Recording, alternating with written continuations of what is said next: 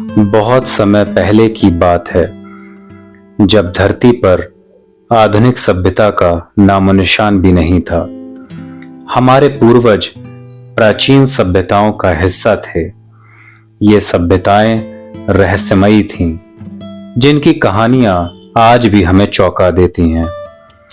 ये कहानी है हड़प्पा और मोहनजोदड़ो की, दो ऐसे नगरों की जो आज के पाकिस्तान में स्थित थे। हड़प्पा सभ्यता की खोज 1920 के दशक में हुई थी, जब पुरातत्वविदों ने एक प्राचीन नगर के अवशेषों को ढूंढा।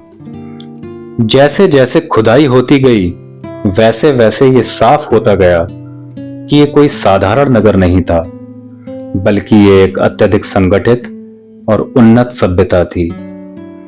हड़प्पा के लोग कला, विज्ञान और वास्तुकला में कुशल थे। उन्होंने जल निकासी प्रणाली का आविष्कार किया था, जो आज के समय में भी अद्वितीय मानी जाती है। उनके घरों में बाथरूम और शौचालय जैसी सुविधाएं थीं, जो ये दर्शाता है कि वे स्वच्छता और स्वास्थ्य के प्रति कितने सजग थे।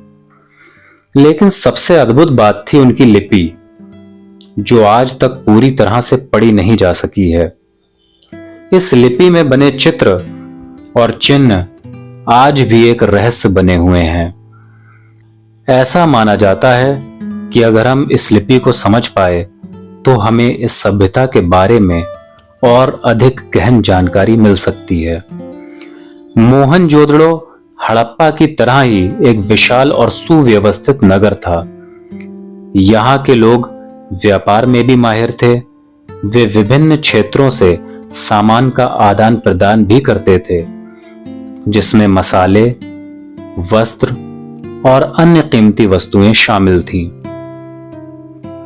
इनके पास चक्की के पत्थर और तौलने के उपकरण भी थे, जिससे यह स्पष्ट होता है कि व्यापार और वाणिज्य उनके जीवन का महत्वपूर्ण हिस्सा थे।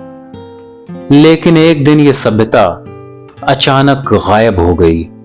ये आज भी एक रहस्य है कि इतनी उन्नत सभ्यता का अंत कैसे हुआ। कुछ कहते हैं कि प्राकृतिक आपदाओं ने इसे नष्ट कर दिया, तो कुछ का मानना है कि आक्रमणकारियों ने इसे बर्बाद कर दिया। हड़प्पा और मोहनजोदड़ो की ये कहानी हमें ये याद दिलाती है कि हमारे पूर्वज कितने महान और रहस्यमयी थे। उनकी उपलब्धियां हमें गर्व का अनुभव कराती हैं और उनके रहस्य हमें प्रेरित करते हैं कि हम उनके बारे में और अधिक जानने का प्रयास करें। आज भी ये प्राचीन सभ्यताएं हमारे इतिहास का एक महत्वपूर्ण हिस्सा हैं और उनकी कहानियां हमें ये सिखाती हैं कि हम भी अपने समय में महानता प्राप्त कर सकते हैं।